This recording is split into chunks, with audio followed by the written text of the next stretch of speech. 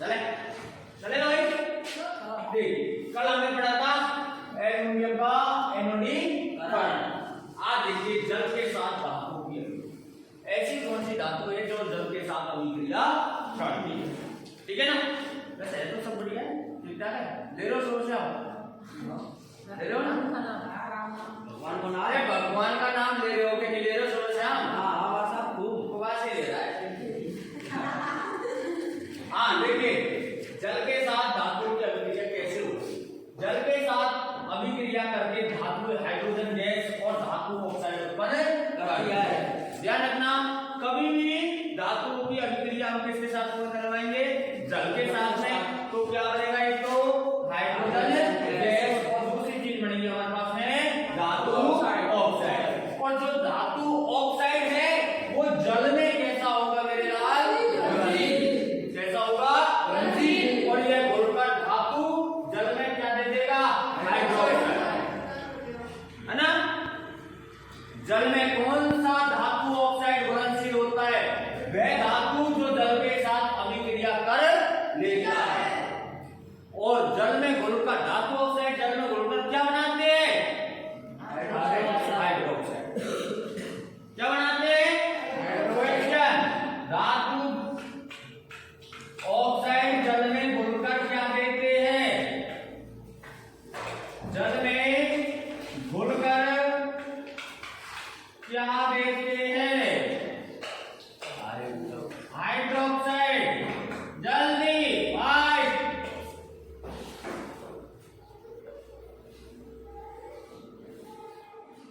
ये चार लगा देना।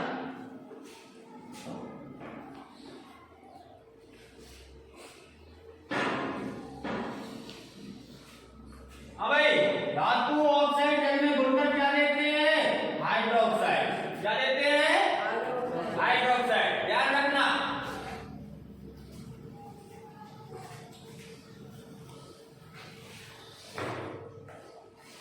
और धातुओं की अभिक्रिया जल के साथ करवाने पर क्या प्राप्त होता है? धातु ऑक्साइड और हाइड्रोजन गैस। ध्यान रखोगे? दिख लिया? हाँ भाई देखिए अब इसे हम समीकरण द्वारा समझते हैं। तो देखिए धातु ने किसके साथ अभिक्रिया करी है? जल के साथ। और जल के साथ अभिक्रिया करने पर क्या प्राप्त हुआ हमें? धातु ऑक्साइड और हाइड्रोजन गैस। ध्यान रखना, क्वेश्चन ऐसे ही बनता है कि धातु जल के साथ अभिक्रिया करके क्या देते हैं या क्या प्राप्त होता है। तो आप लिखेंगे क्या प्राप्त होता है? धातु ऑक्साइड और हाइड्रोजन गैस। अगला, यदि उसी धातु ऑक्साइड को हमने जल में घोल दिया, उसी जो हमें जिस धातु की अभिक्रिया हमने जल के साथ करवाई है, जल के साथ करवाने पर हमें धातु ऑक्साइड प्राप्त हुआ है, ठीक है ना। अब उसी धातु ऑक्साइड को हमने किसमें घोल दिया? उन्हें जल में। किसमें घोल दिया? जल में। तो हमें क्या प्राप्त होगा मेरे लालो? धातु ऑक्साइड। ध्यान रखोगे?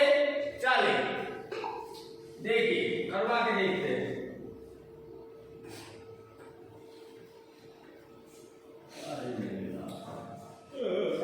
ये दो आ गई।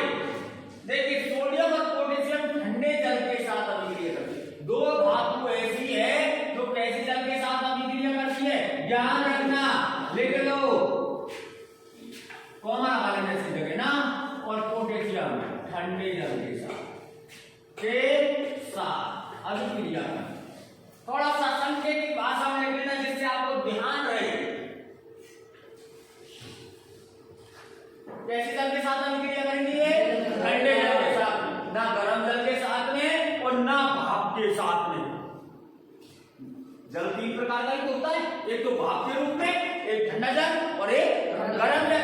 और तीनों जल के साथ में हमें धातुओं की क्या करवानी है? अभिक्रिया। ठीक है ना। अब ठंडे जल में कौन कौन नहाएगा भाई? ठंडे जल में कौन कौन नहाएगा? कार्तिक कौन कौन नहाता है? ध्यान रखना, अक्टूबर के महीने में कार्तिक नहाते हो ना, तो कौन कौन नहाते हैं? दो भाई है, कौन कौन?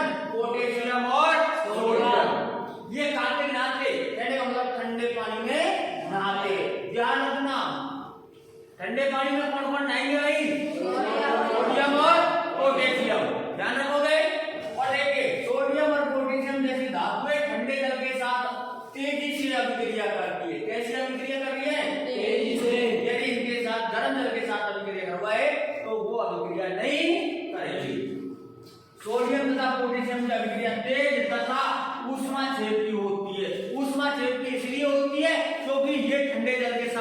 अभिक्रिया करके क्या निकालती है?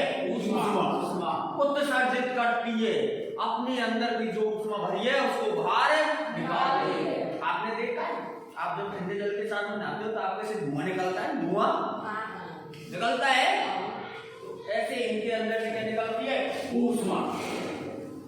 ऐसे उत्सर्जित हाइड्रोजन तत्काल प्रज्वलित हो जाती है और जब ये अभिक्रिया करती है ना तो इनके द्वारा जो हाइड्रोजन गैस निकलेगी ना वो स्वतः ही जलना प्रारंभ कर देती है ऊष्मा के रूप में। किसके रूप में? ऊष्मा के रूप में। तो हमें क्या प्राप्त हो जाती है? ऊष्मा। क्या प्राप्त हो जाती है? ऊष्मा। ठीक है भाई, चले आगे देखिए। पोटेशियम की अभिक्रिया हमने किससे करवाई है? जल से। और कौन सा जल लिया है मेरे लाल? ठंडा। कौन सा? ठंडा। तो क्या बना है? Sodium hydroxide. क्या बना है? Sodium hydroxide. बना है कि बना है? हाइड्रोक्साइड की बात की थी हमने अभी कि भाई धातु की अभिक्रिया हमने किसके साथ करवाई? ठंडे जल से। तो ऑक्साइड बना है, तो यहाँ बन गया सोडियम हाइड्रोक्साइड जो एक क्षारीय है। जो एक क्या है? क्षारीय। और साथ के साथ में कौन सी गैस बनी है? हाइड्रोजन। कौन सी? हाइड्रोजन। और क्या निकल गई इनमें से? क्योंकि हाइड्रोजन यहाँ क्या हुई है? प्रज्वलित। क्या हुई है? प्रज्वलित। जलिए ऊष्मा उत्सर्जित की है तो ऊष्मा निकलना स्वाभाविक है। ठीक है भाई। उसी प्रकार के सोडियम की अभिक्रिया हमने जल के साथ में करवाई है और सोडियम हाइड्रोक्साइड का निर्माण हो गया है। किसका निर्माण हो गया? सोडियम हाइड्रोक्साइड का। और साथ के साथ में क्या निकली है? हाइड्रोजन। और हाइड्रोजन यहाँ प्रज्वलित होकर किसका निर्माण कर गई? ऊर्जा का। तो ध्यान में करना कि धातुओं के ठंडे जल के साथ धातु जब अभिक्रिया करती है तो हाइड्रोजन गैस स्वतः ही क्या हो जाती है? प्रज्वलित। स्वतः ही क्या हो जाती है? प्रज्वलित, है ना? अंडरलाइन कर लेना इसको, अंडरलाइन कर लेना मेरे लालो।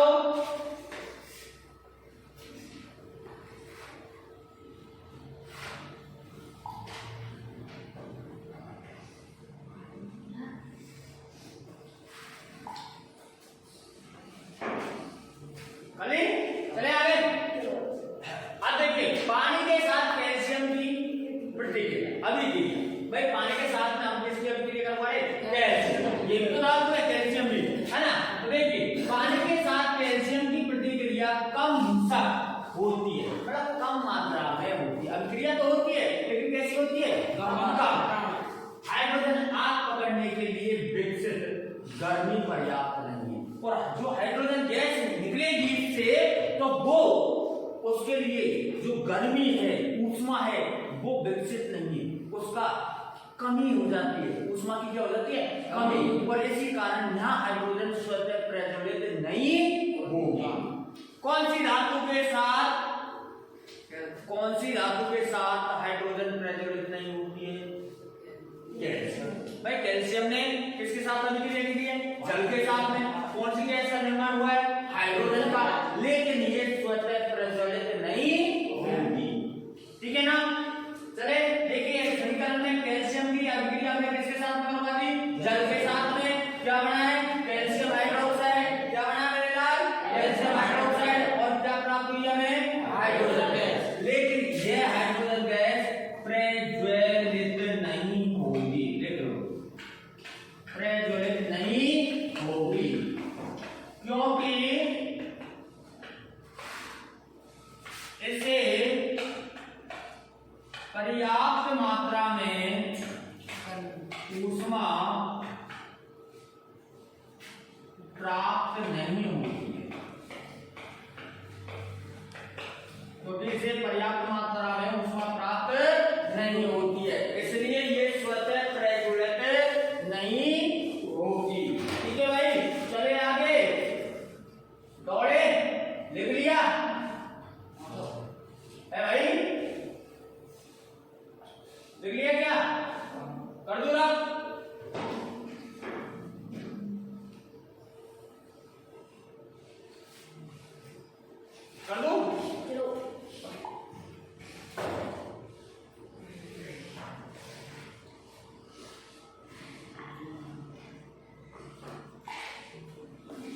क्वेश्चन आता है भाई साहब, कैल्शियम तैरने लगता है क्योंकि हाइड्रोजन गैस के बुलबुले धातु की सतह पर चिपक जाते हैं।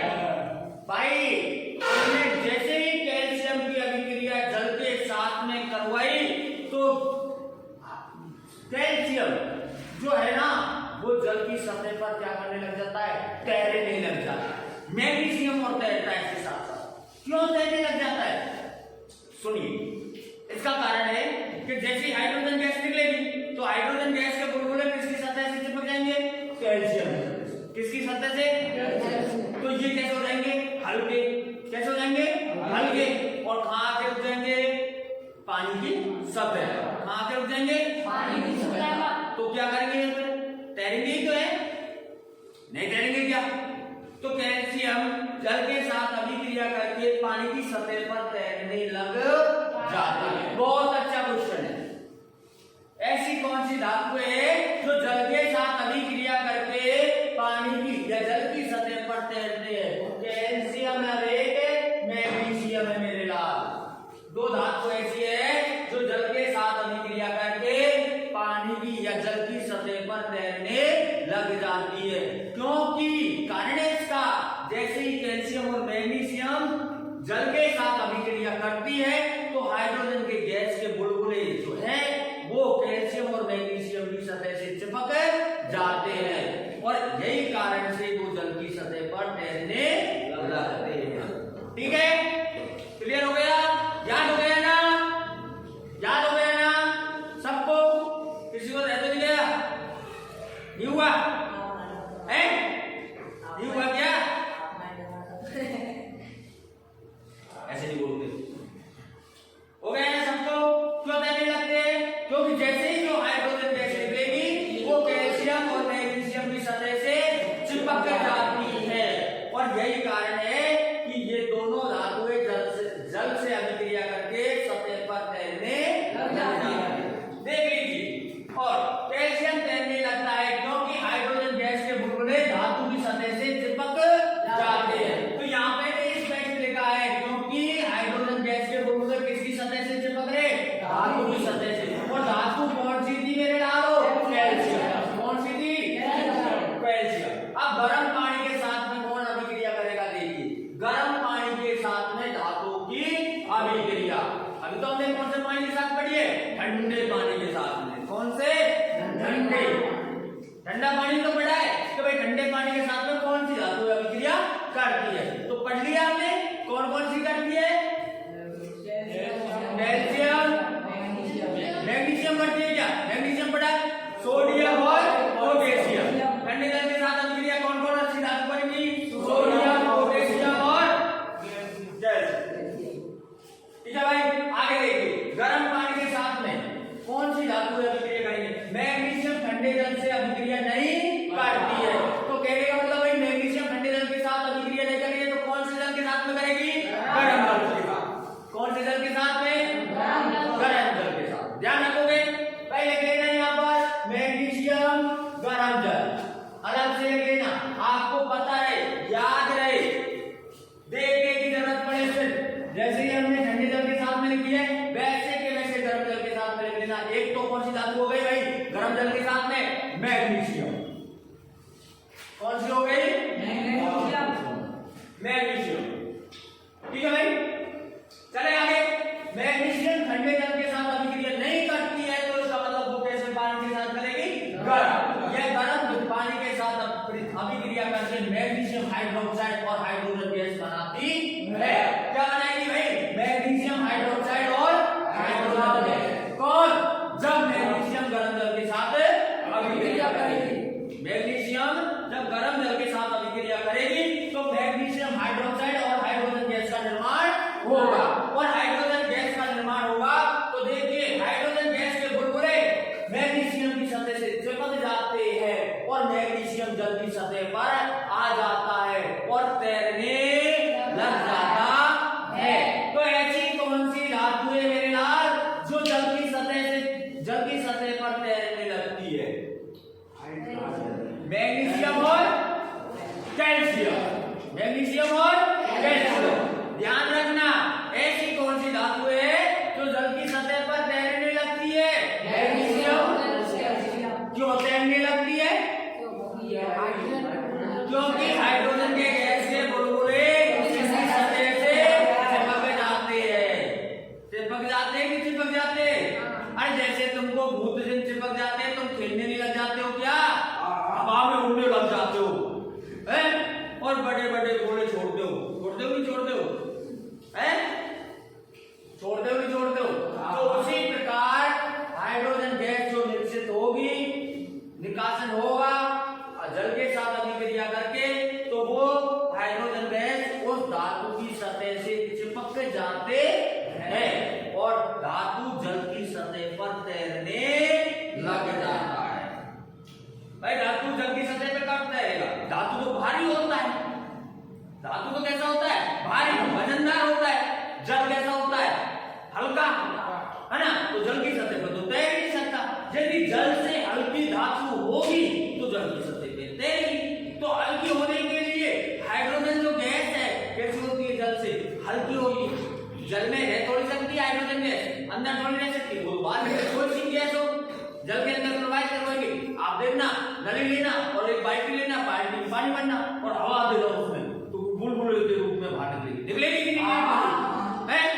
अरे पाद होती है तुम्हारे अंदर, वो बाहर क्यों निकलती है? वो अंदर क्यों नहीं रहती है? भाई गैस तो बाहर ही निकलेगी हमेशा, निकलती है नहीं निकलती है? मोटरसाइकिल पंचर होती है तो ट्यूब के अंदर से रह जाएगी कि हवा? हवा दाब, दाब होता है। क्या होता है बेटा?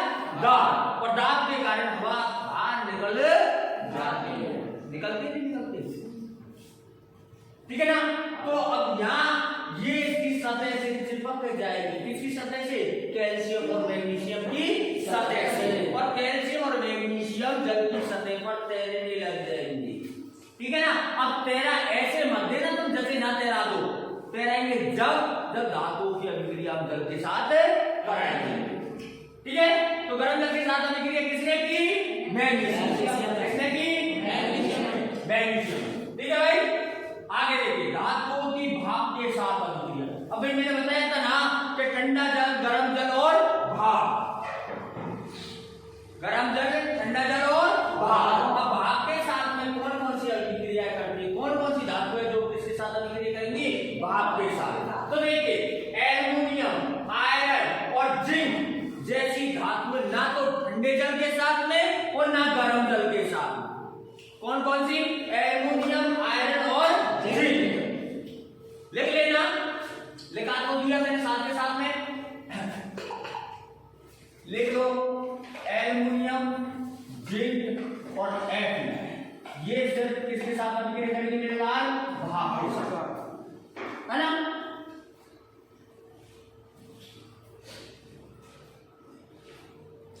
ठीक है? ये अलग से लिखवा रहा हूं क्योंकि बेटा देखने की जरूरत होती है हमें। एग्जाम में टाइम में मिलता है, एग्जाम टाइम में, है ना? हमें बस एग्जाम टाइम में इतना टाइम मिलता है याद करने के लिए, पूरा चैप्टर देखने के लिए थोड़ा मिलता है। बस सिर्फ देखने के लिए हमें एक नजर में वो चीज पता लगना चाहिए, इसलिए मैंने आपको शॉर्टों में तीनों में। ठीक है ना? देखिए, अब एल्युमिनियम, आयरन और जिंक जैसी धातु न तो ठंडे जल के साथ अभिक्रिया करेंगी ना ही गर्म जल के साथ। तो भैया ये अभिक्रिया किससे करेंगी? भाप से। किसके साथ में? भाप। और क्या बनाएंगी? धातु ऑक्साइड और हाइड्रोजन गैस बनाएंगी। तो उत्पाद के रूप में धातु ऑक्साइड और हाइड्रोजन गैस। कोई से भी जल के साथ में अभिक्रिया करिए, लेकिन हमें धातु ऑक्साइड और कौन सी गैस प्राप्त हुई है? हाइड्रोजन। लेकिन भाई धातुएं अलग अलग जल के साथ अभिक्रिया कर रही है। कर रही है नहीं कर रही है? ठंडे जल के साथ में भी की है, गर्म जल के साथ में भी की है और भाप के साथ में भी की है। की है नहीं की? हाँ, तो देखिए आगे समीकरण द्वारा।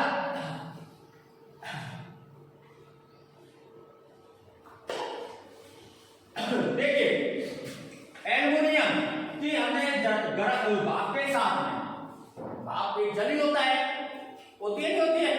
भाप के साथ अभिक्रिया करिए तो एल्युमिनियम ऑक्साइड और हाइड्रोजन गैस का निर्माण होगा, है ना? उसी प्रकार लोहे ने जब गर्म भाप के साथ अभिक्रिया की है तो फेरिक ऑक्साइड और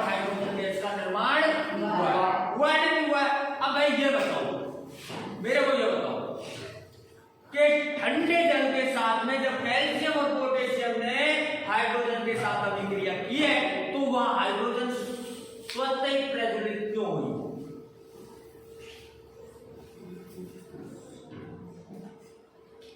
स्वतः प्रज्वलित क्यों हुई?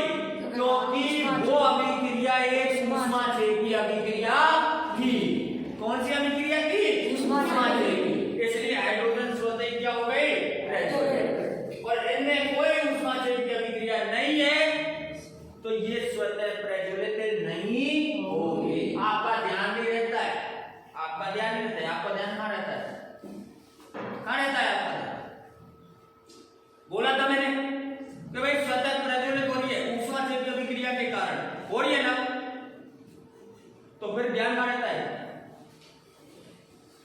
कहाँ रहता है? कान तो तूने दोनों बंद कर रखे हैं। अभी कोई लड़की आके खिड़की में से आई लव यू बोल दे तो कैसे सुनेगा? क्या नाम तेरा? मनीष। अभी कोई आके बोल दे मनीष आजा सरसों के खेत में, फिर गुरुजी की बात सुनने के लिए तो तेरे कान ढके हुए और वो धीरे से आवाज लगा देना तो कानों की खिड़की यूं खुल जाएगी, खुल जाएगी ना? है कुंजी कुंजी मनीष किसका है? कुंजी है। किसकी कुंजी है? निर्मा की। तो बेगम की। तो सुनीता की। कुंजी लाली की है। तेरी है? तेरे मैडम का क्या नाम है? हाँ सुमानु बानु। इसकी मैडम है?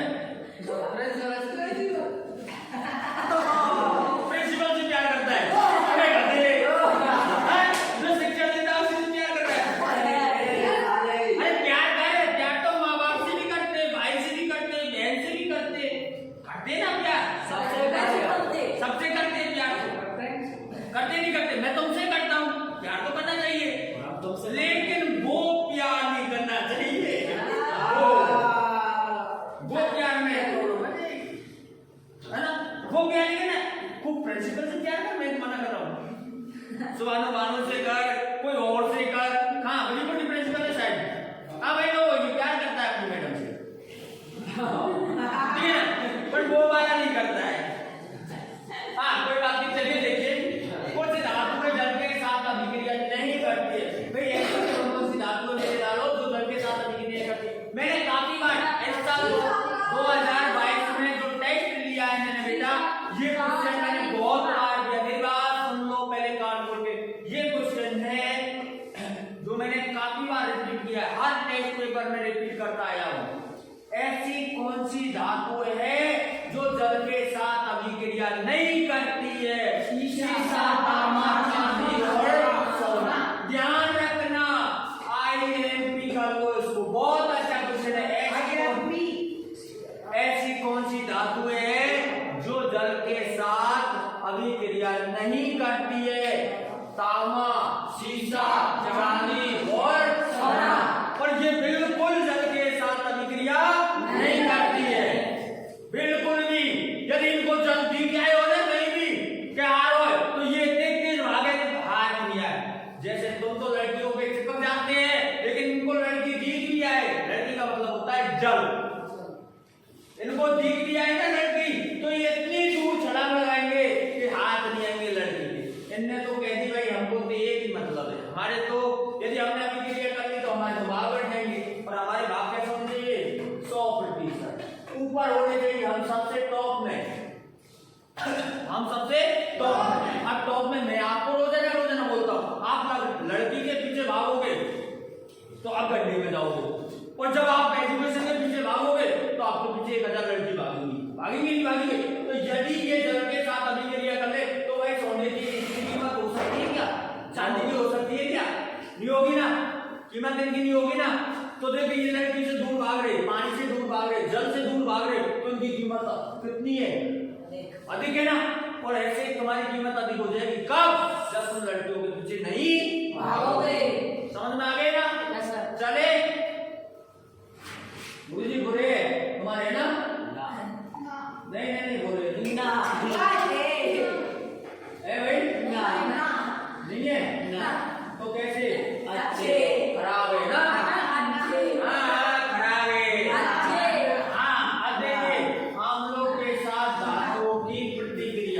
अम्लों के साथ धातु किस प्रकार प्रतिक्रिया करते हैं। ठीक है भाई, देखिए धातुएं अम्लों से अभिक्रिया करके संगत, मतलब धातु जब भी अम्लों के साथ अभिक्रिया करेंगे तो लवण और किसका निर्माण करेंगे, हम पहले ही पढ़ चुके इस बात को, इस पाठ को हम पाठ नंबर 2 में पढ़ चुके हैं। अम्लों की अभिक्रिया हमने धातुओं से करवाई थी, वहां करवाई थी कि नहीं करवाई थी, और हमें क्या प्राप्त हुआ, लवण और हाइड्रोजन प्राप्त हुई। वो चीज यहाँ पर है। ठीक है भाई, मेटल, मेटल मतलब होता है धातु, और एसिड, एसिड मतलब होता है अम्ल, और साइड मतलब होता है बेटा लवण, और हाइड्रोजन गैस का निर्माण होता है। ठीक है, जब कोई धातु नाइट्रिक एसिड के साथ अभिक्रिया करता है तो हाइड्रोजन गैस नहीं बनती है। ऐसा इसलिए होता है क्योंकि HNO3 एक मजबूत ऑक्सीकरण एजेंट है।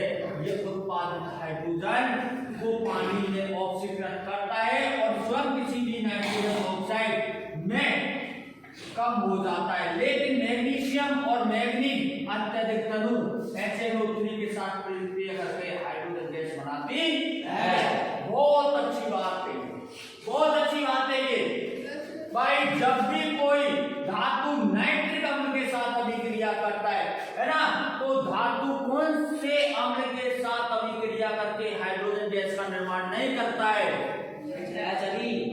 कौन से अम्ल के साथ, नाइट्रिक अम्ल के साथ बनता है। अच्छा क्वेश्चन है, लिख लो, हमें अच्छा लग रहा है, लिख लो फटाक से। धातु कौन से अम्ल के साथ अभिक्रिया करके हाइड्रोजन गैस नहीं बनाता है, धातु कौन से अम्ल के साथ अभिक्रिया करके, कौन से अम्ल के साथ अभिक्रिया करके हाइड्रोजन गैस नहीं बनाता है।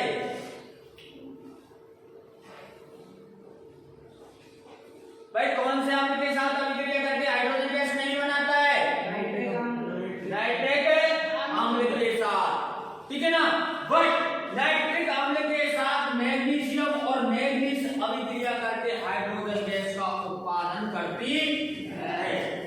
दो धातु ऐसी है, इनमें संपूर्ण धातु नहीं, दो धातु एक ऐसी है जो नाइट्रिक अम्ल के साथ अभिक्रिया करके कौन सी गैस का उत्पादन करते हैं, H2। ठीक है भाई, अब क्यों नहीं करते, देखिए नाइट्रिक अम्ल के साथ धातु अभिक्रिया करेंगी तो हाइड्रोजन गैस का उत्पादन क्यों नहीं करेंगी, क्योंकि देखिए, क्योंकि HNO3 नाइट्रिक अम्ल एक मजबूत ऑक्सीकारक एजेंट है। इसमें पहले से कौन सी गैस वाली है, ऑक्सीकरण, तो ये ऑक्सीकरण एजेंट है और ये उत्पादित हाइड्रोजन को पानी में क्या कर देता है मेरे लालो, ऑक्सीकरण, जल में ऑक्सीकृत कर देता है, जल में ऑक्सीकृत कर देता है, मतलब कहने का मतलब जल में परिवर्तन कर देता है। हाइड्रोजन को किसमें परिवर्तन कर देता है, ये जल में, क्योंकि इसके पास में पहले से ही O मौजूद है, O मौजूद है। तो भाई ये किसका निर्माण कर देगा, जल का, किसका निर्माण कर देगा, जल का, क्योंकि नाइट्रिक अम्ल क्या है, ऑक्सीकरण एजेंट, इसके पास में ऑक्सीजन रखी हुई है और हाइड्रोजन को किसमें चेंज कर देगा, जल में। ऐसा कौन सा अम्ल है जो हाइड्रोजन गैस को जल में रूपांतरित कर देता है, नाइट्रिक अम्ल। ऐसा कौन सा अम्ल है जो हाइड्रोजन को जल में रूपांतरित कर देता है, नाइट्रिक अम्ल, नाइट्रिक अम्ल, ध्यान रखोगे। देखो, और ये स्वयं को नाइट्रोजन और स्वयं किसी भी नाइट्रोजन ऑक्साइड को NO2 को कम हो जाती, और नाइट्रोजन ऑक्साइड जो है वो कैसी हो जाएगी, कम। लेकिन मैग्नीशियम और मैग्नीज दो धातु ऐसी है जो नाइट्रिक अम्ल के साथ अभिक्रिया करके हाइड्रोजन गैस उत्पादित करती है। डायग्राम नोट करो, मैग्नीज और मैग्नीशियम नाइट्रिक अम्ल के साथ अभिक्रिया करके हाइड्रोजन गैस उत्पादित करती है। जल्दी फास्ट, ये एक नंबर के क्वेश्चन है, एक साल ऐसे क्वेश्चन पुटअप होंगे, मजे आएंगे 2022 एग्जाम देने में। अरे ऐसी कौन सी धातु है जो नाइट्रिक अम्ल क्रिया करके हाइड्रोजन गैस का उत्पादन करती है, मैग्नीज और मैग्नीशियम। ध्यान रखना, मजे आएंगे 2022 की एग्जाम देने में, आनंद आएंगे।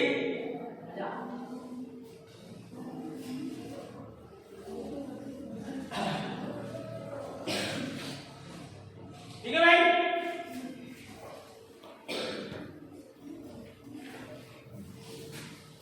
हाँ भाई जल्दी।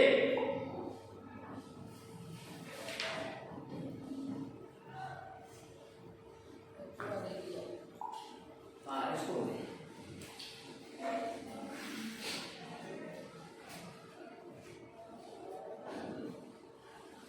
जल्दी करो, जल्दी करो, टाइम देखो, टाइम हो गया। ठीक है भाई, एक बार एक किसे कहते हैं? अम्लराज। किसे कहते हैं मेरे राज? अम्लराज। अम्लों का राजा, अम्लों का राजा क्या कहलाता है? एक्वारेजिया। क्या कहलाता है? एक्वारेजिया। और अम्लों का राजा कौन है? HNO3। नाइट्रेट अम्ल कौन है? नाइट्रिक अम्ल। अम्लों का राजा कौन कहलाएगा? नाइट्रिक अम्ल। जैसे तुम्हारा राजा कौन है? तुम्हारा सवानो हाँ है ना प्रिंसिपल, तुम्हारे राजा ही तो है, दूसरे तुम्हारे राजकुमार जी सर, एक नहीं है तुम्हारे राजा वर्तमान समय में यहाँ नहीं है। क्या बात कर रहा है, उनकी प्रजा तो है, उनके अंडर में जी रहा है? अरे दरबार साहब है, दरबार है ना। हाँ तो मेरे लाल देखिए, अब ये जो है ना इसका निर्माण कैसे हुआ देखिए, 3:1, 3:1। तो हाइड्रोक्लोरिक अम्ल जो है वो 3:1 में ले लिया, हाइड्रोक्लोरिक अम्ल के 3:1 में ले लिया 3 और नाइट्रिक एसिड का ताजा। ठीक है ना, नाइट्रिक एसिड का ताजा तैयार मिश्रण क्या कहलाता है? एक्वारेजिया। और नाइट्रिक एसिड हमने जो होता है बेटा वो क्या ले लिया हमने? ठीक है ना, तो एक्वारेजिया का निर्माण होता है। तुम तो सिर्फ कितना ध्यान रखना, एक्वारेजिया कौन सा अम्ल होता है?